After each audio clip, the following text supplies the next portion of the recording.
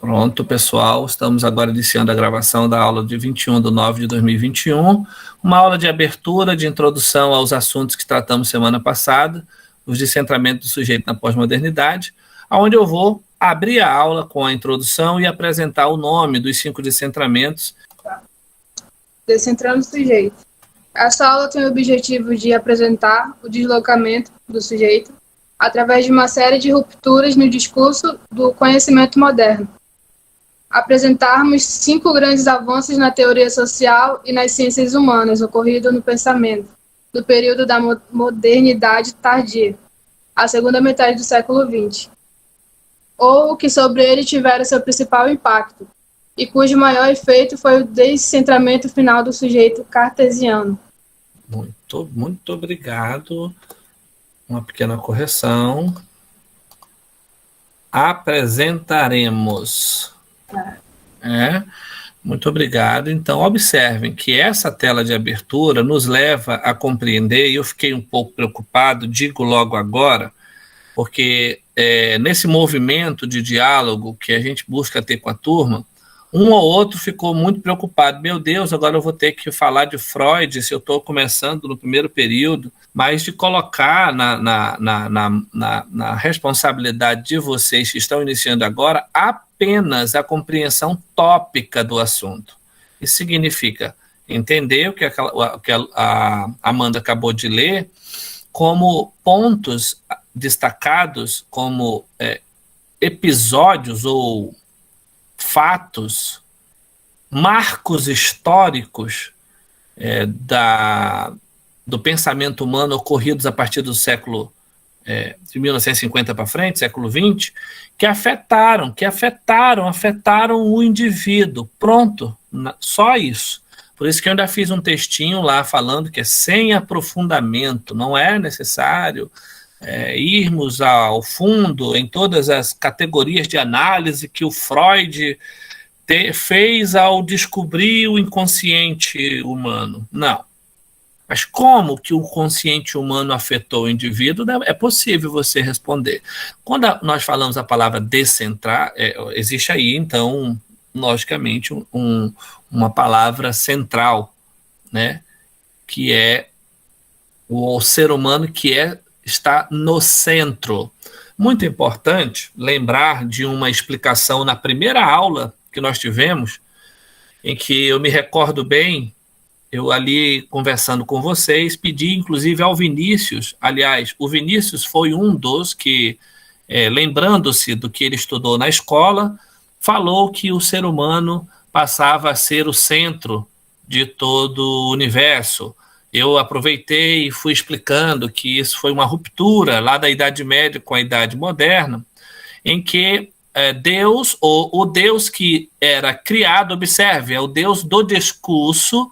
Eu não estou trabalhando aqui em Deus como um objeto de estudo a ser conhecido, investigado do ponto de vista teológico, não, mas que o movimento do século V ao século XV, 1000 anos de história, demonstra que Deus se estabeleceu muito mais como um discurso, um Deus que é o Deus da igreja, o Deus da igreja que era hegemônica, que governava não apenas a esfera religiosa, mas todas as demais esferas, e que colocava o Deus do universo, o Deus da fé, como o centro de todo o discurso.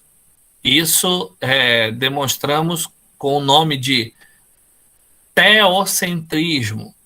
E aí falamos, aquela primeira aula foi interessante porque a gente marcou assim da onde a gente estava partindo. Pois bem, depois alguns outros eventos vão acontecendo que afastam definitivamente o homem dessa margem, porque lá no teocentrismo o homem, que era, por assim dizer, do ponto de vista teológico, a obra da criação, né, a principal obra da criação de Deus, estava relegado à margem, vivia na margem, era um marginal, né, ocupava pouco protagonismo o ser humano como um todo. Quando essa virada antropológica acontece, O nome já diz, né? O antropo, o homem passa a ser o centro do universo. E ele é, então, estabelecido como aquele sujeito racional, como aquele sujeito liberto de qualquer dogma, de qualquer... É desalienado, né? Ele não é mais alienado, ele não pertence a nenhum tipo de controle, não está... É aquele que o iluminismo, aquele nome que o iluminismo vai chamar de superáudio, né? Quer dizer, falar para todos os seres humanos, ouse conhecer, o conhecimento traz liberdade, né? Tem até uma faculdade aqui em Manaus que tem esse lema, conhecimento traz liberdade, não sei se vocês conhecem. Mas, enfim, esse ser humano que vai saindo desse, abandonando esse teocentrismo, agora ele se coloca como o antropocentrismo, aquele homem que está no centro do universo e que é o meio, que é a raiz de todas as coisas. E aí, quando chega a pós-modernidade, o avanço das ciências humanas, das ciências sociais, esse ser humano começa a ir se fragmentando. Então, aquilo que ela coesa, eu me lembro muito bem de uma fala minha na semana passada em sala de aula, que aquele ideal do homem perfeito, o homem racional, não existe mais. Nós podemos estar numa sala com 30 pessoas e as pessoas não são aquilo que elas aparentam ser. Elas vão demonstrar uma compulsividade de coisas, compulsividade é aquilo que está muito reprimido dentro dela, de variadas formas. Então, a psicologia entra nessa hora para entender esse universo de compulsividades da mente humana, que já não coloca ele centrado, ele é descentrado. E aí que entra o nosso tópico. Eu queria só ouvir assim, um ou dois assim, entendi, professor. Ou não? Entendi, professor. Entendi, professor. Nossa, gente, que gentileza. Entendi, professor.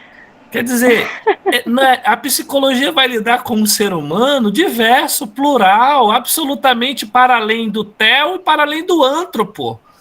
Não é um sujeito definido, não é um sujeito centrado, né? É um sujeito descentrado. E aí o autor vai falando. Olha só que interessante.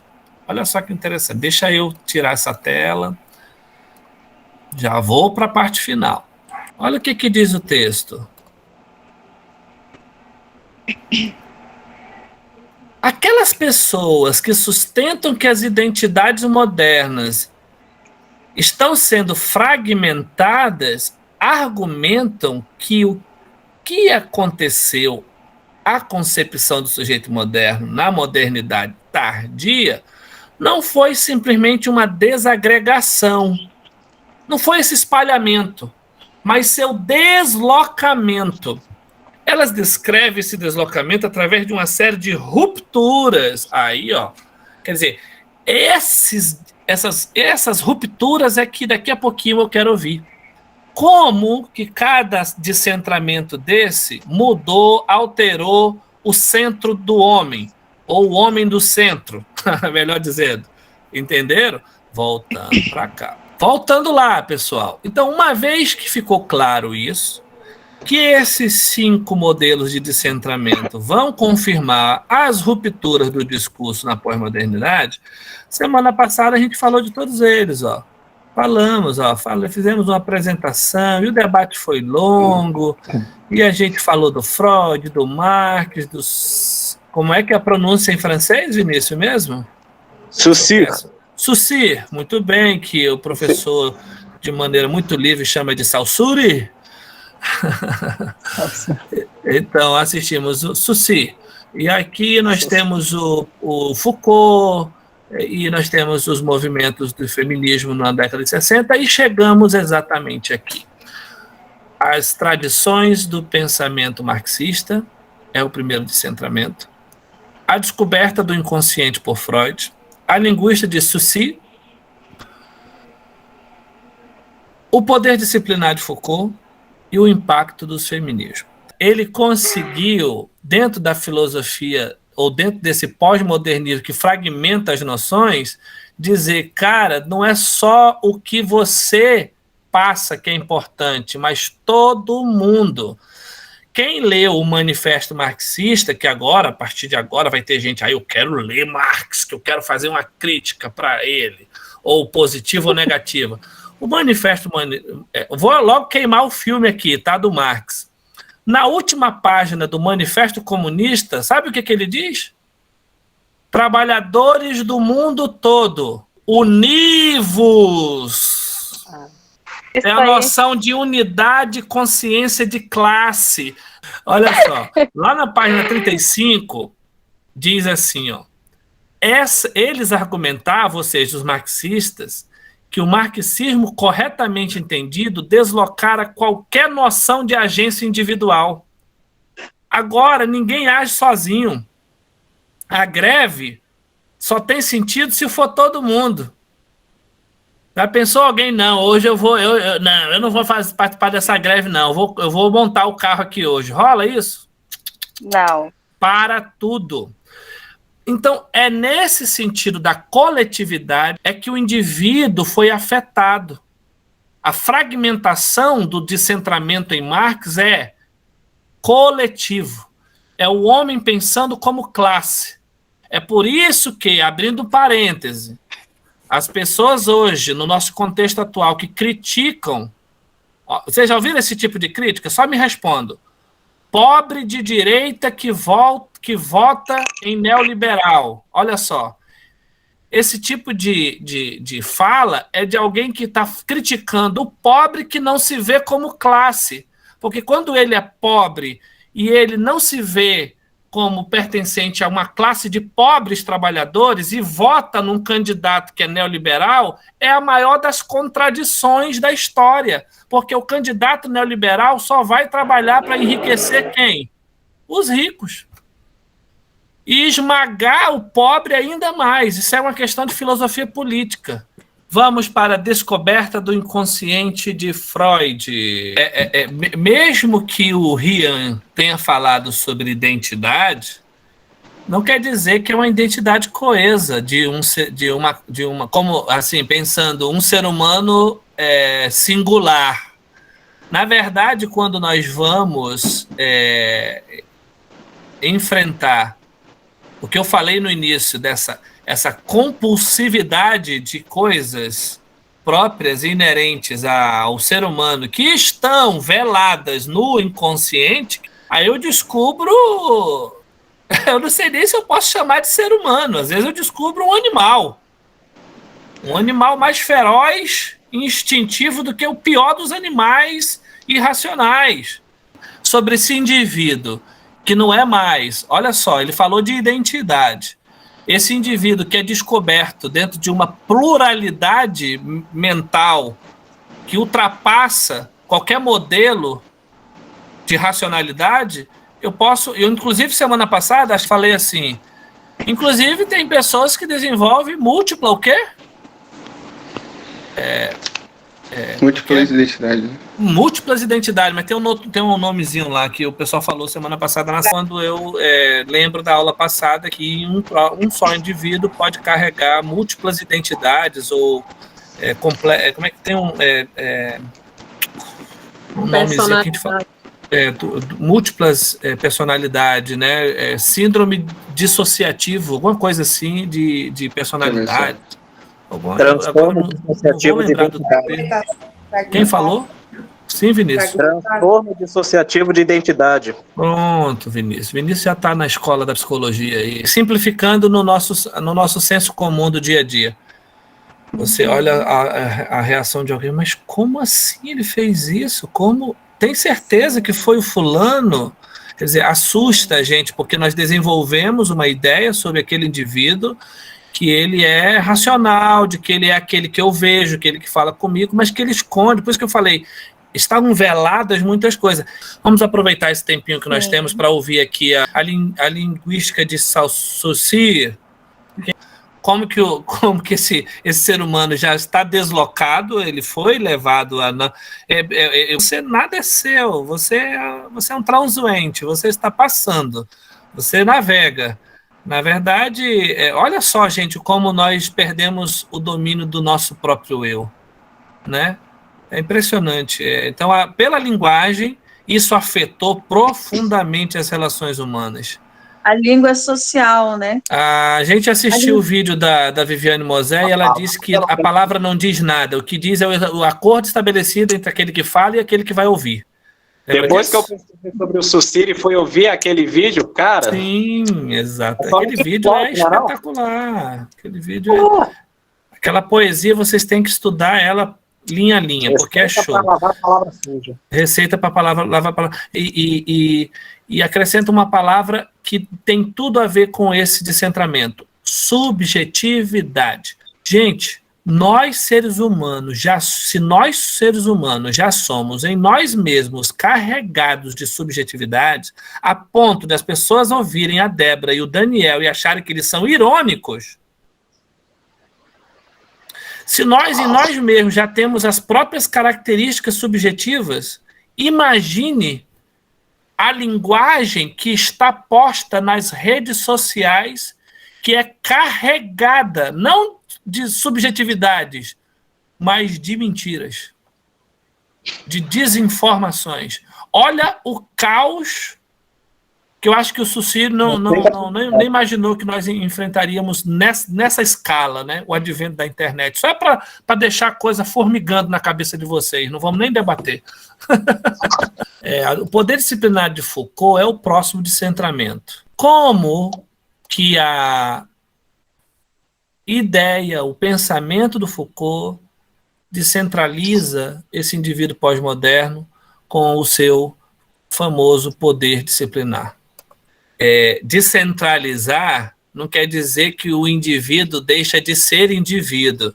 E o aspecto que a Amanda acaba de explicar tem a ver com a questão da individualização. O texto fala claramente, eu senti assim que parecia que porque nós estamos, não sei se vocês estão entendendo o que eu quero dizer, é que o descentramento, pessoal, não deixa não torna esse indivíduo um não indivíduo, ele continua sendo indivíduo, tanto é que lá na frente, quando ele aplica o poder disciplinar do Foucault, né, nesses regimes totalitários e tal, mesmo que isso seja um produto das novas instituições tardias, suas técnicas envolvem a aplicação do poder e do saber que individualiza ainda mais o sujeito.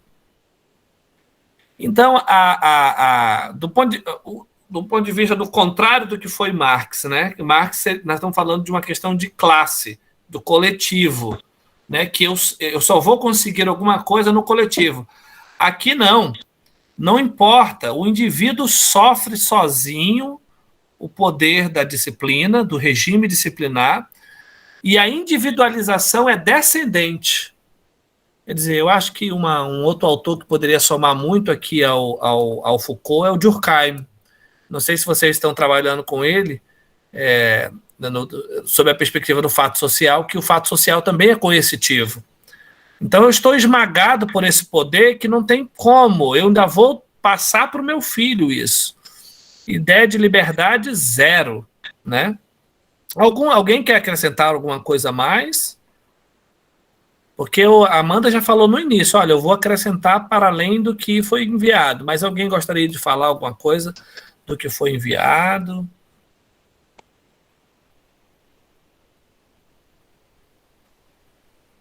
Não, pelo jeito, estão satisfeitos. Por último, vamos ouvir o que aconteceu em 1968 no mundo, gente. Esse ano trouxe, de uma vez por todas, os movimentos feministas em voga. E sempre, assim como antes de passar para a pessoa, eu digo logo no início, não vamos tratar marxismo como um pensamento homogêneo, singular, não é mesmo. Hoje você precisa interpretar no século XXI marxismos, feminismo. Eu fico triste quando ouço nos corredores uma outra aluna, mulher, não suporta esse feminismo. Aí me preocupa, porque de que feminismo ela está falando que ela não suporta, né?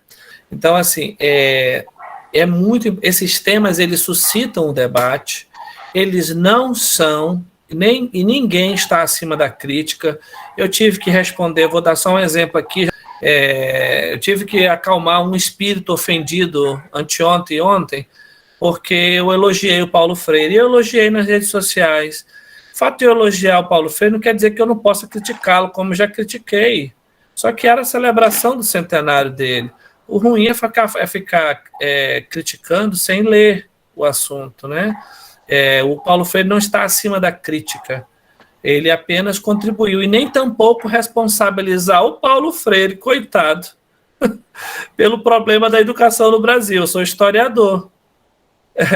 A educação no Brasil começa, essa sanha destruidora de projetos, começa em 1759. Paulo Freire, quando começou um projeto em 64, foi preso e exilado.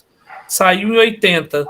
Quando foi agora para a redemocratização, assumiu uma única secretaria de uma única cidade no país. Responsabilizar o Paulo Freire?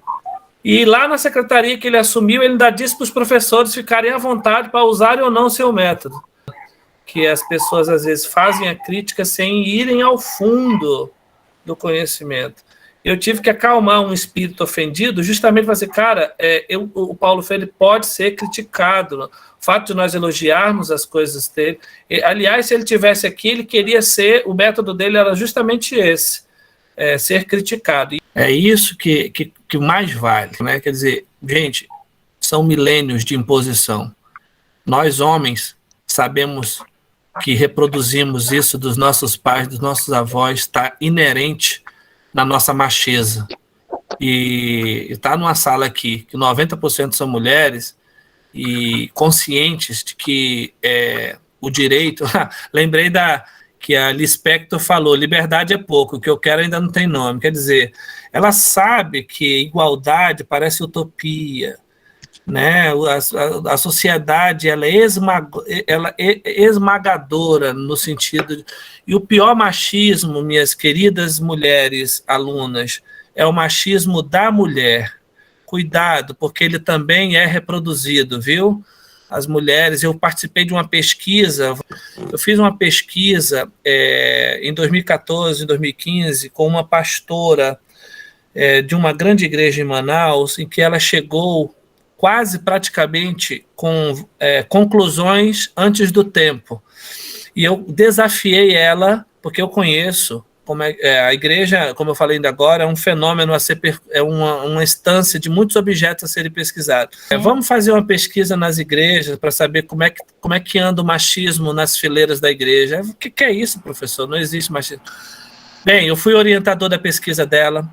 Foi impressionante o que a Adriana descobriu, porque ela foi para o campo, ela foi para o tete-a-tete, foi tabular dados de pesquisa nas igrejas e descobriu por meio de gráficos. Quer dizer, não teve como negar, era científico, que o machismo também é fortíssimo nas igrejas, inclusive o da mulher. A pesquisa dela ganhou tanta notoriedade que não foi só uma monografia que ela defendeu lá em 2015.